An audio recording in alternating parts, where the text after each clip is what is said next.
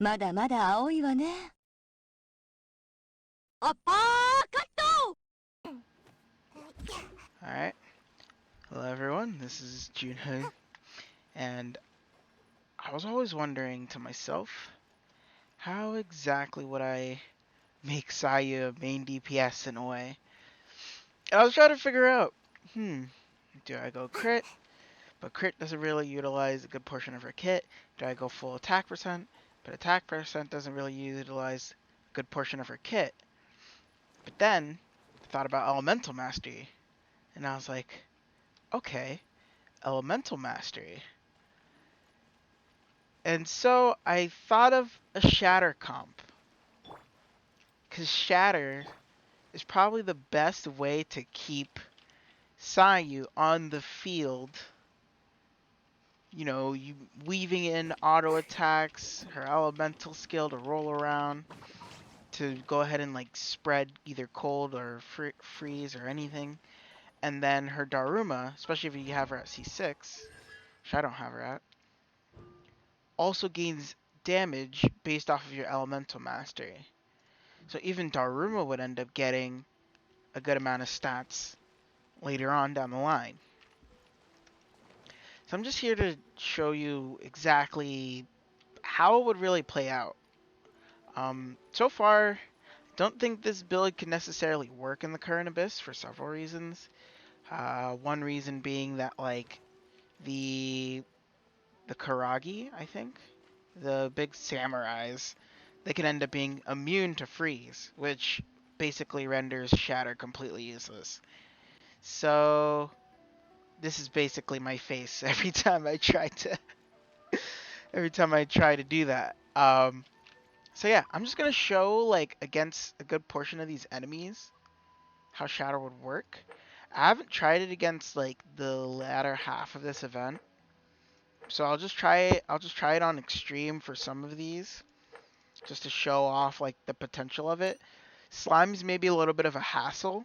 It could be a lot better against, you know, water slimes, pyro slimes, and most likely, because you can't really put out electro slimes. So geo slimes could also be really good, especially since you're in this comp you're using 2 claymore users, and also Shatter can break shields a lot harder. It's actually like a ×2 multiplier. Um, So slimes shouldn't be that much of a problem other than electro slimes, which again happens to be this event is electro slime focused. So I'll just show how it is here. Again, keep in mind that elemental mastery also scales off of level plus you know, the elements, your elemental mastery. So it doesn't scale off of attack percent or crit rate or crit damage or anything. But Shatter does scale off of superconduct.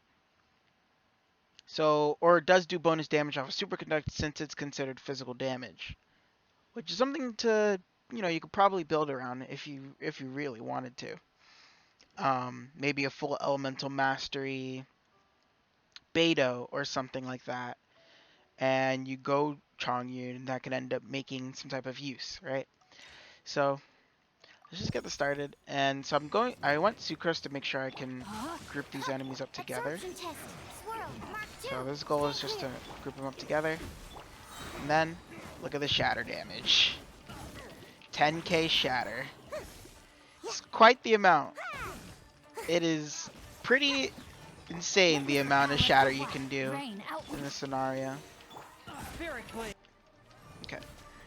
So as you can see, Macharni doesn't even have a weapon at the moment. Oh. Sure, as long as we just get this down, we can continue the shatters, and everything is honestly fine. Might as well get that out. Make sure they're grouped.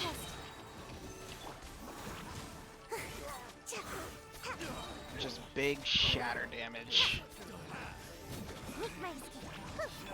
Swift and merciful. Boom. Boom. Oh. So yeah. Shatter damage. Pretty damn insane. Submit for judgment. one with my. Oh, that was the explosion from the... Stand clear. Just make sure we get the ultimate off. Oh, Animal test 6. Meet my oh, I didn't grab a... Let me weave you a verse. Oh, now I did. From whence you came. Form Oh, my but now it's brain. all electro charge. Okay, so the buff kind of carried a little bit there, but lots of potential, lots of potential. So again, Sayu's only on level 80 right now, and so if she gets to level 90, her shatters actually will go up by another 2,000. So it'll basically be doing a constant 12,000 shatter damage, right? And again, right now I have 850 elemental mastery, and again, my artifacts aren't all that good either. I will show you them right now. So right now I'm running the Forset Viridescent. We have EM Circlet, EM Goblet, EM Sands, and I'm running attack percent, energy charge, crit damage. And again, you would want Elemental Mastery, but I don't have Elemental Mastery right now on a Viridescent. So if you have it, hell yeah, go for it. And I have 68 Elemental Mastery. So close. 68 Elemental Mastery on the Flower. Again, you could get as much as, like, I think in the 90s on an artifact for Elemental Mastery. So you could go balls to the wall with this. And in terms of weapon, I'm using the Rain Slasher. It's level 80, and I think if you get it to level 90, you get about like 20 more Elemental Mastery or so, somewhere around that, which again makes the biggest difference. And then, and also again you have her Ascension, which could give her another, boom, 24, which would also increase her Elemental Mastery a bunch. For Chongyun, again, you could probably just give him, a variety of weapons, Black Cloth Slasher, or you could give him the Serpent Spine, or even if you have another one of these Rain Slashers or Greatsword and you want to go Elemental Mastery Chongyun because he may end up doing the Shatter at some point too, if you really want to go ham. But I think the best way is probably just to get him on just some raw damage, just in case, to make up for that missing damage on enemies that can't be frozen, right? Um, so just get raw damage onto Chongyun, go attack percent, go crit damage. Right now, I'm running him with 4-piece Blizzard. It's just the throw on at the moment. Like, his stats aren't anything good. So, you could definitely go the extra mile with him. I'm just not, just because I wanted to show the Shatter portion of this build, or this team comp. Xingqiu is also going to be another one of your enablers. He is the go-to person. You could also go, if you want, if you have Tartaglia, you could go Tartaglia. If you end up having C4 Tartaglia, oh god, there's a story behind this, but I'm not a whale. If you end up getting C4 Tartaglia, he can end up spreading Hydro damage a lot easier. So C4 Tartaglia, if you end up having him, ends up being really useful. You could also go Mona. Some people I know ended up getting Pity Broken Mona on any banner. Mona's a perfect person to apply Hydro. Um, anyone who's consistent at applying Hydro and Cryo could help you with Shatter. Even Barbara, because again, you can end up rolling around, or you could even swirl Hydro with Sayu, so that could be helpful. If you wanted to, you could go Kaya instead of Chongyun. I just go Chongyun because he's an easy person to spread Cryo with. But you could even go Kaya, especially if you're going max energy recharge on him. You get that ultimate up 100% of the time. So you would have that with Xingqiu, constant freeze, constant shatter. It's a win-win for everyone. Um, and so yeah, so there you go. And then of course I went Sucrose. I don't have much elemental mastery on Sucrose. I'll show you what I have on Xingqiu. Xingqiu has 4-piece Severed Emblem, just because it's gonna be his new go-to. His stats aren't all that good for this right now. I'm still working on it, but yeah. Sucrose, you want to go Elemental Mastery on Sucrose. Right now, I just am using the Woodsith. I have it at R4, so if anytime I get that Elemental Mastery bonus on it, I'm getting a lot of Elemental Mastery. But of course, you could go Sacrificial fragments, or you could go the Mappa Mare. I don't have it crafted because I invested in the prototype. But yeah, you could go the Mappa Mare. The Mappa Mare is a very solid weapon, very solid for Sucrose. And definitely Sacrificial Fragments is also very solid for Sucrose. I'm just going the Widsith right now just because I'm not super prio on Elemental Mastery as much as I want to. Like, I don't have this leveled up, but I really got to make the build or show the video because not many people are really talking about it because Shatter is kind of looked down upon, but it has a lot of potential. It has a lot of potential. So yeah, you could even go in this comp if you want. You could even try to go someone like if you want to swap out Sucrose and you have Zhongli, you could even go Zhongli.